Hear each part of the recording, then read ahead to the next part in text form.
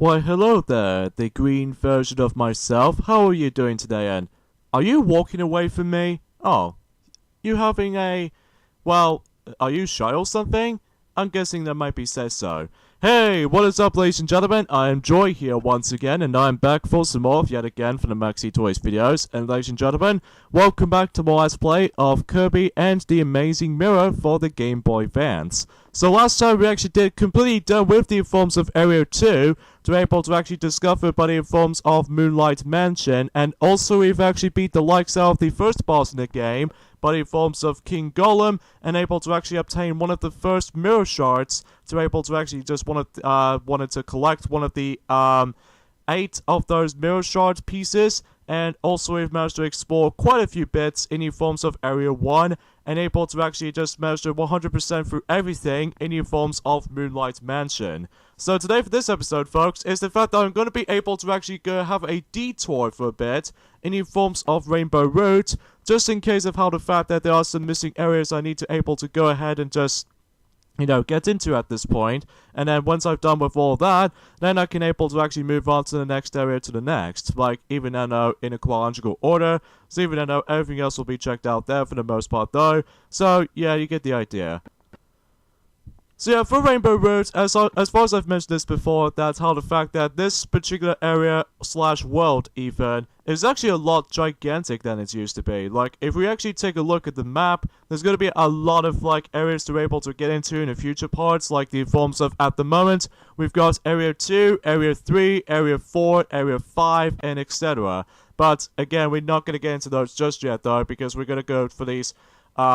other worlds, world by world, in a, chronological order. I would appreciate if I was going to be doing, Area 1 first, to be able to actually just go ahead and deal with the rest of the secrets that way, but because I'm doing this in the odd order, because even then, normally because of how the fact that, Rainbow Road was actually in the first world in the game, but ultimately that we actually going to be jump into the second world instantly after this. Even then, though, that might be something is more related to, a Metroidvania style of gameplay like this, as far as you guys should already know about this. So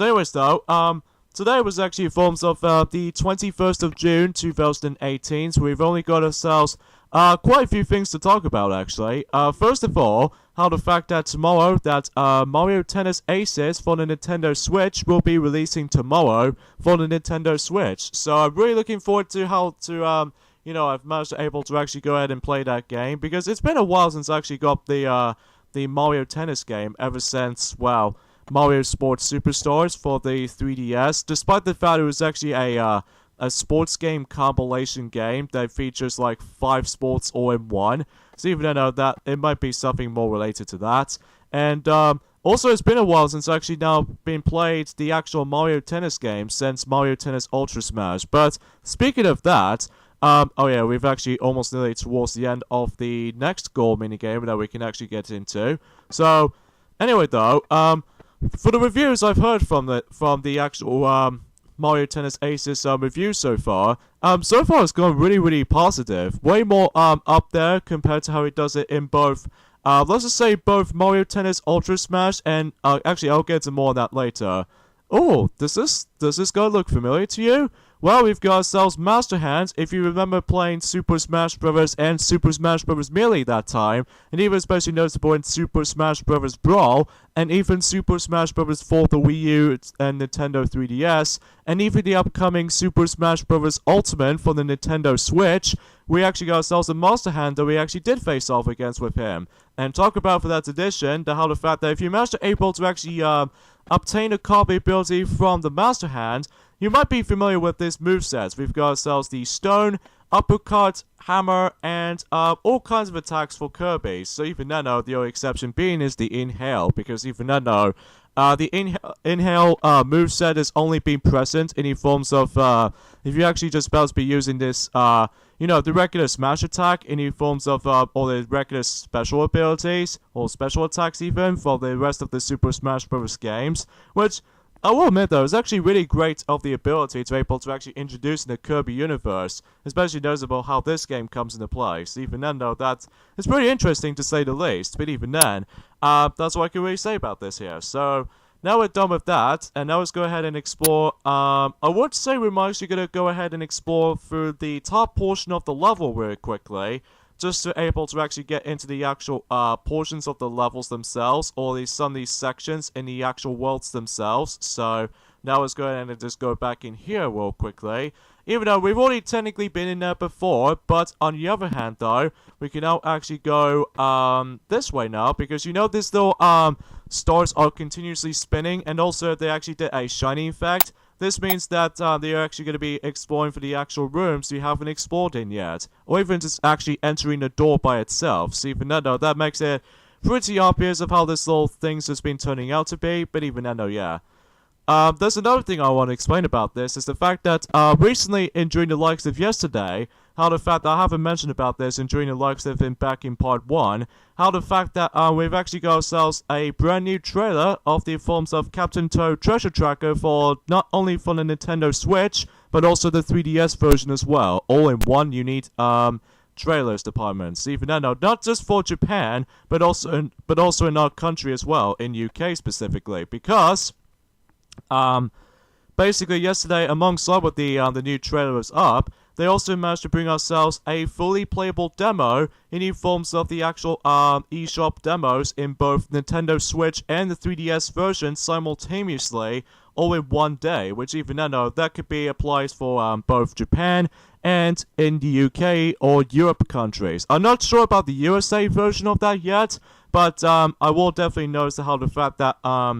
wow, as far as I can say about this for the most part though, but I definitely know that in the forms of the actual trailer, in the forms of Captain Toad Treasure Tracker for the Nintendo Switch and Nintendo 3DS, normally in the Japan overview trailer in that particular, both of those versions of the game,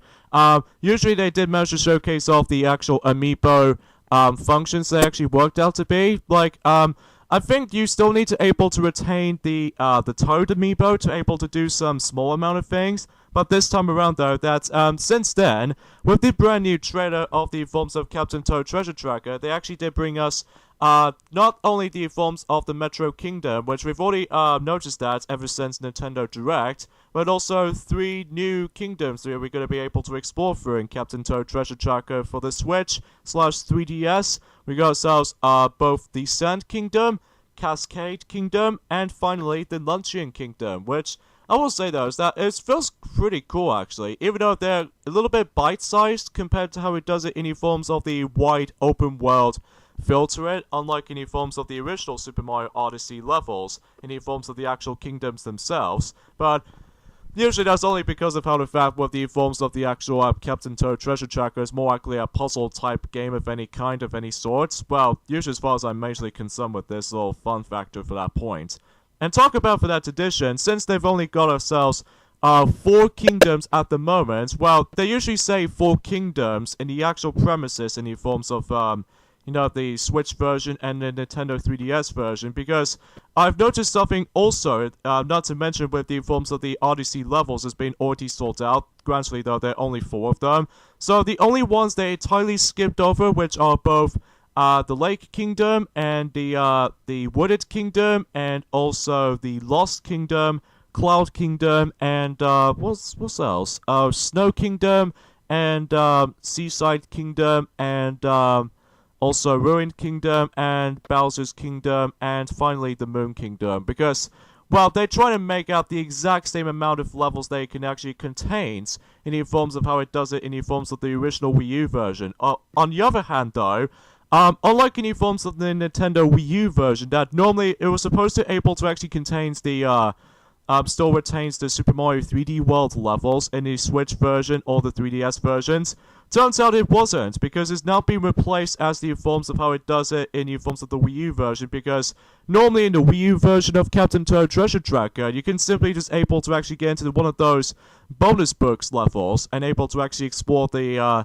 only 4 levels in the forms of based off from Super Mario 3D World, like Super Bell Hill, and Condor Canyon, and Shadowplay Alley, and also Clear Pipe Cruise, but it's now been replaced in the forms of the majority of the levels or the kingdoms from Super Mario Odyssey, from,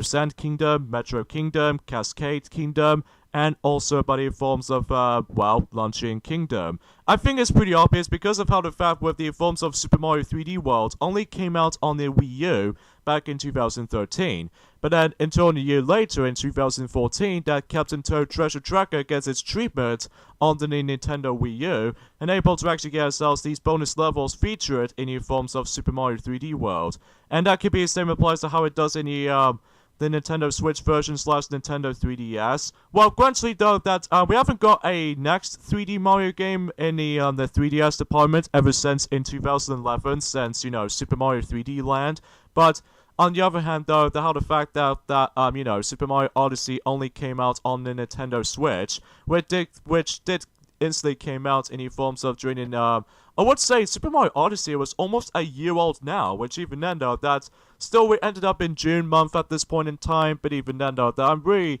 very curious to see how the actual levels themselves will turn out to be in the Captain Toad Treasure Tracker version of the actual kingdoms themselves. Also, I've got owned by the forms of this little stupid enemies right there, by the forms of this little snooters, which is really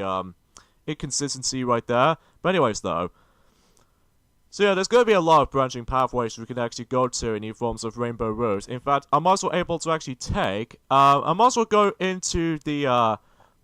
the left side of the level first, or the actual area of itself first, because of how the fact that I see there's actually another goal minigame right from here, so that way I can able to get that goal thing out of the way first, before I'm able to actually explore the majority of the forms of Rainbow Route. So, yeah, you get the idea with this little solutions notice. So anyway, back into what I was saying with the Captain Toad Treasure Tracker. You know how the fact that with the Super Mario Odyssey already came out in 2017, and during the likes of in this year, in 2018, we've got ourselves Captain Toad Treasure Tracker for the Nintendo Switch, and also the 3DS versions as well. So, yeah, that's pretty interesting and compliments right there. And there's one thing I should probably point out right away, is the fact that, between both the Nintendo Switch version and the 3DS version is the fact that, oh, you kidding me, I actually did fail that, so let's try this again. Good thing, if you manage to able to exit out the forms of these particular doors like this, every single placement is being respawned into its normal state. So even then, that's the only good thing about it. So even then, that it shouldn't take that long to able to actually get to that certain point. Even that the backtracking aspect is not that much of an issue. Well, it can still will be at times, especially when we get to the future worlds in the game. Most notably in World 3, or Area 3 I should say. And we've got ourselves our next spray paint for, Kirby's skin to able to actually just to transform into. So even then though, that would be very convenient there. So anyways, as far as I've noticed something is the fact that whenever I played both demos actually of both Captain Toad Treasure Tracker for the Nintendo Switch and also the 3DS all in one day, and I've realized about something completely different between the both the 3DS and the Switch versions of the forms of, in that game I was talking about. One noticeable thing about this is that the frame rates between those two versions are completely different. Somewhat similar to how it does it in both, Donkey Kong Country Returns for the Nintendo Wii and Donkey Kong Country Returns 3D, that if you ever played the Wii version of Donkey Kong Country Returns, it normally stated by the forms of 60 frames per second. However, in the 3DS version, it normally just managed to able to stuck with the forms of, 30 frames per second, which makes it a little bit slower compared to how it does it in the forms of the console treatment. That could be same applies for how it does it in both the Switch version and the 3DS versions of the forms of Captain Toad Treasure Tracker. Well, usually if I've noticed something is that much like the Wii U version of Captain Toad Treasure Tracker is the fact that the Nintendo Switch version of Captain Toad Treasure Tracker runs at 60 frames per second and full 1080p, which is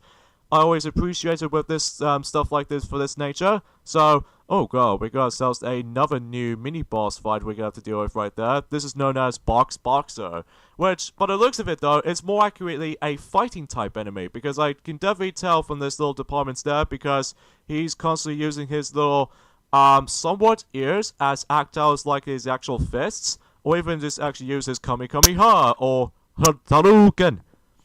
Sorry, I'm just making that as a impression by the forms of Ryu from Street Fighter. Anyways, though, but except the fact the matter is, though, is the fact that it's almost like a shape like a dog's head, which I could have expected so for how cutesy he was, but we have to kill him anyway, so that makes it a little bit more resistible anyway. So the reason why we came down here in the first place, not to mention with that goal is just right over there, but also that treasure chest here and there as well. Well, there's only one here and there, which only gives us an extra life, and that's about it. So,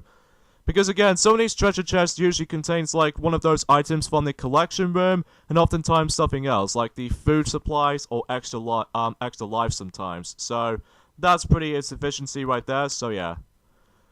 Oh, by the way, with these minigames right there, with the goal minigames, as you can see right there, you do have to rely on the time limit, for instance, of how the fact that if you manage to let your time run out, then you simply finish the actual goal minigame. So that's about it for the most part, though. So, again, it's entirely different, though, compared to how it does it in the previous Kirby's Adventures, ever since, you know, Kirby 64, the Crystal Shards, / Kirby Dreamland 3, and all that stuff, because of how the fact that you have to make it to your leaps of faith syndrome. But in this particular game, you can actually take control of the actual Warp Star, along with Kirby, among things. Sorry for a little bit of a tangent right there for this point, folks. Anyway, though, back to what I was saying, by the forms of Captain Toad Treasure Tracker for the both versions of the game I was talking about. Normally in the Switch version, it usually runs at 60 frames per second, just like it was in the Nintendo Wii U version, which I do appreciate it. But on the other hand, though, that cannot same apply to how it does in the 3DS version, because, you know, as I mentioned this before, much like it was in the, you know, Donkey Kong Country Returns 3D, the 3DS version of Captain Toad Treasure Tracker will be locked in 30 frames per second, which I noticed that in the forms of the actual, gameplay trailer, or even the overview trailer for both the English version and the Japanese version, and also due to the actual demo playthroughs of the forms of both the Switch and the 3DS versions. So that's one thing I need to point out right away. For those of you actually be not overly keen on 30 frames per second, and especially noticeable in some of these 3DS games. In fact, the last time we actually got ourselves the 60 frames per second as far as the actual game itself, I would say ever since, I think it was actually, Mario Luigi Superstar Saga plus Bowser's Millions for the Nintendo 3DS. I think that was the last time in the forms of the Nintendo 3DS actually retains the 60 frames per second engine, as opposed to how it does it in the, well, you know, Kirby Battle Royale, that always stays locked in 30 frames per second and stuff like that. And also, same applies for how it does it in Mario Party, the Top 100, and, all that stuff of that nature. I don't know if how the fact with the game, no, why do I mention Game & Warrior? Because even then, though, that, clearly, because I still really think that Game & Warrior is a little bit disappointing for me. But I really don't know if how the fact that with WarioWare Gold on the 3DS might actually retains like 60 frames per second or just 30 frames per second. But my guess is the fact that it's going to be stay locked in 30 frames per second, just like in the forms of, you know, the 3DS versions of the forms of, you know, the majority of the 3DS games, pretty much. There are some exceptions, like the forms of, you know, a smooth 60 frames per second thing, but in forms of, you know, Mario Kart 7 and New Super Mario Bros. 2, and even especially noticeable with, I would say, although not Mario Tennis Open, but in the forms of Super Mario Maker from the Nintendo 3DS, and there's also, The Legend of Zelda, A Link Between Worlds, and also Triforce Heroes as well. And I would seem the same thing for Super Monkey Ball 3D, and all that kinds of shenanigans and all that stuff, or even the actual, other sort of kinds of 3DS titles I was going to be mentioning for this throughout, and all that stuff. Oh yeah, same applies for how it does in Super Smash Bros. For the Nintendo 3DS, because in that game, surprisingly, it runs very well, though, in the forms of the, let's just say, in specifically the new Nintendo 3DS, because the new Nintendo 3DS actually has a faster processing load times and all that stuff, and all that stuff you might as well able to actually consider this factor, so that's something that's worth mentioning, though, so...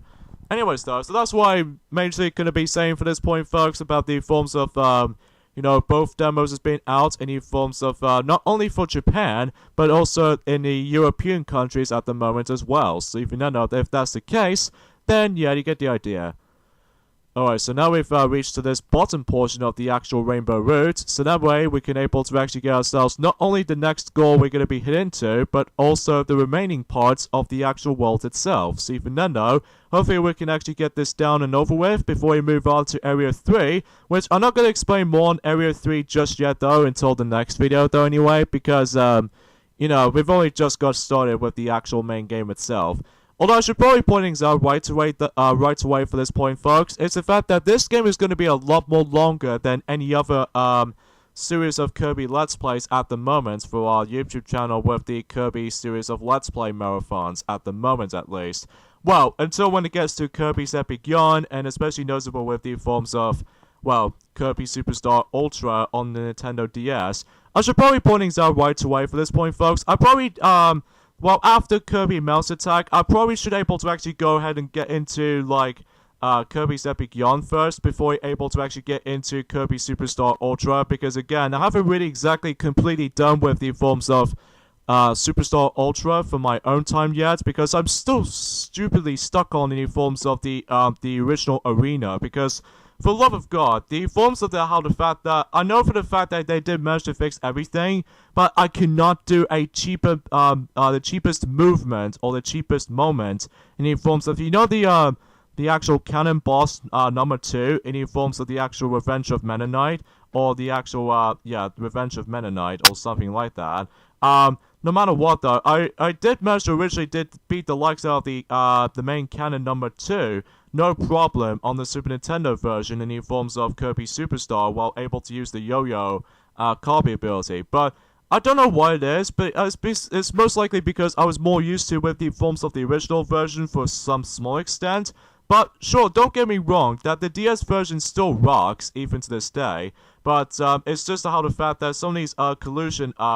fixes has been a little bit of a kind of thing, and that makes me really hard to able to get used to at this point. But even then, no, that maybe seems the case though. So, and by the way, if you can see on the previous section that we actually did explore for previously, that way it will actually leads us to World 5, but I'm probably not going to get into that just yet though, because I need to go down onto here on the bottom left corner, and that way we can get ourselves our next gold minigame that way. So yeah, that's how it goes. That's all I could really talk about for that point or another, but even then, no, yeah. I could explain more about the game, but because of how the fact with the Nintendo's keep on spawning the forms of new infos and announcements and all that stuff. But even then, no, that might be some consumption. So, and by the way, if you go over there, this way it can actually lead you to Area 3, which I'm about to do that in the next video, because trust me, we'll get to that sooner or later. But for now, let's go ahead and just get into here, and we're almost there to the actual goal section, which even then, it's not that far from here though. It's just something that's worth mentioning though. So just want to classify for such, and let's go ahead and get another extra life here. And now we got ourselves 18 1-ups count, so that's pretty swell. It's pretty swell, I do say so for myself there. And let's go ahead and beat the likes of this giant Rocky. And by the way, this is the point we definitely need to able to actually just, you know, this enemy over there that usually somewhat pretends to be a mirror door. Well, that's how we need to able to actually just use either the projectile from your air, or just simply use the copy ability like bomb, for instance. And if you do that,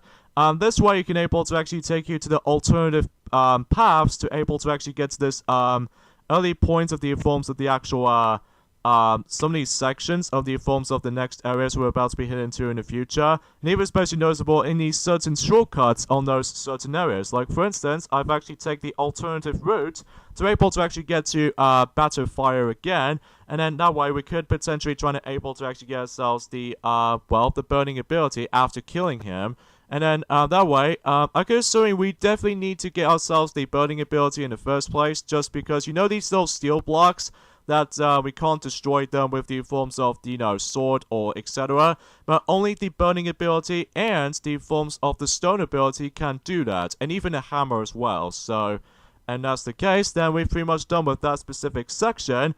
I guess the only needs now is the forms of this area now, which even then though, it doesn't take nearly as long as actually trying to able to get to there, but I'm sure we can able to actually get to that just as that. So even then though, that's what I can really say about this for the most part though. So yeah, I'm super excited by the forms of, you know, Mario Tennis Aces coming out tomorrow, which I definitely noticed there are some good things about that game as opposed to how it does it in Mario Tennis Ultra Smash, because, well, for one thing, they do have more courts and variety in them, and especially noticeable, they're now finally bringing back the gimmicky stages, or the gimmicky hazards in the forms of certain stages themselves, which I'm really glad that that's been returned, especially ever since, Mario Power Tennis for the Nintendo GameCube for, 14 years ago back then, at least in North American's release, and a year later in Europe, which is kind of odd because, between Mario Power Tennis and Mario Party 6,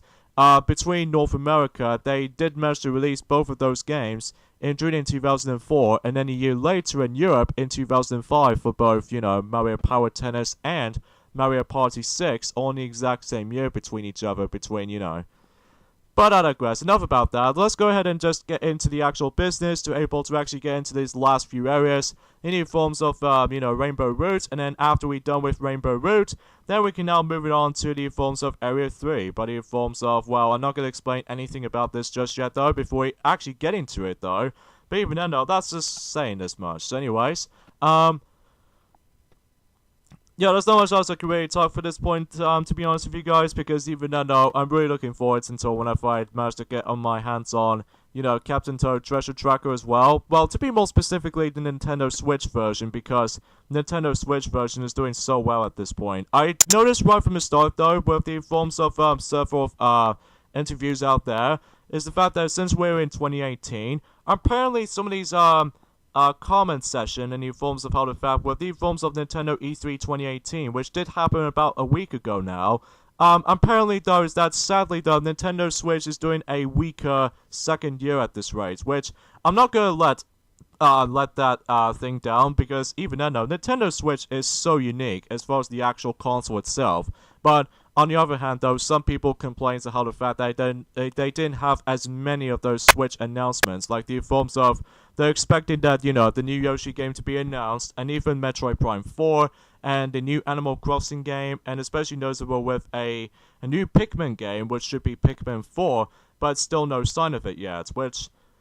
I felt really kind of monotonous about that, alongside with any other people out there, but even then, no, yeah. So if we go up there, we get ourselves not only one up, but also two 1-ups as well. So that's pretty cool right there, especially noticeable that some sequels will actually be very generous with you like this. And we've actually got into 20 1-ups, and there's another secret switch right there.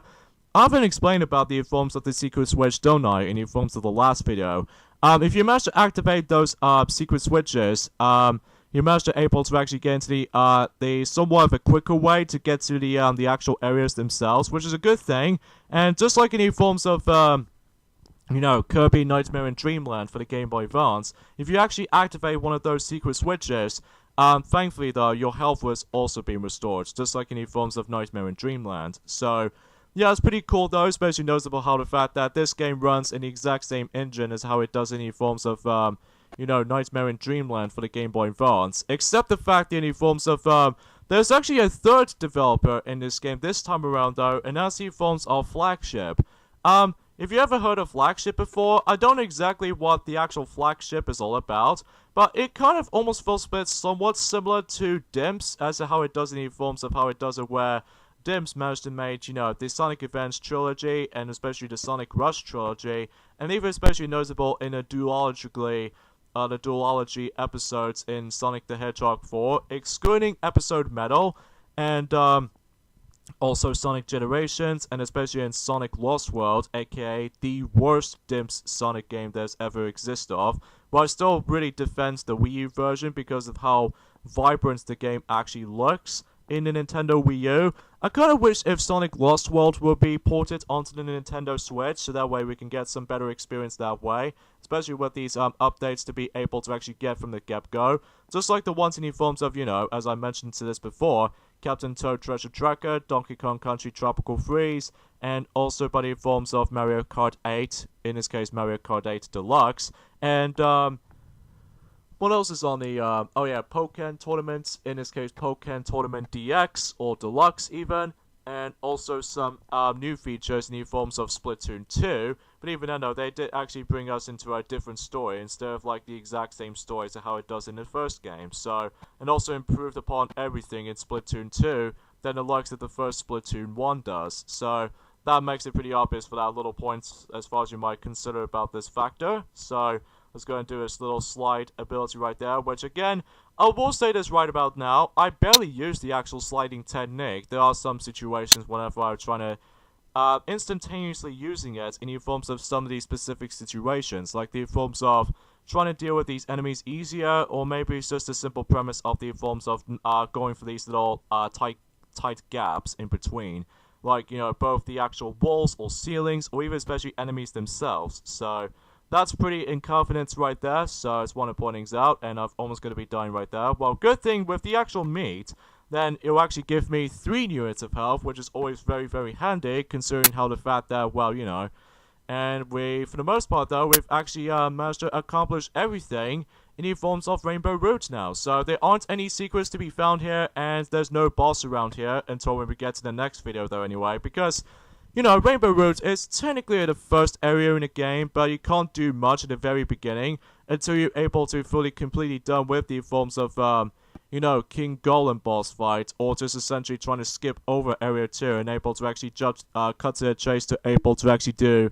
all of the majority of those things in the forms of area 1 first, before you're able to actually just do a, you know, open world exploration going on there. So that might be seems the case though, but I'm gonna do this in the forms of how the fact what normal Let's Players do, but in forms of how the fact that we're gonna be going those worlds in a odd order, but even then though, that's the only one occasion that we can able to do with this kinds of stuff, until when we get to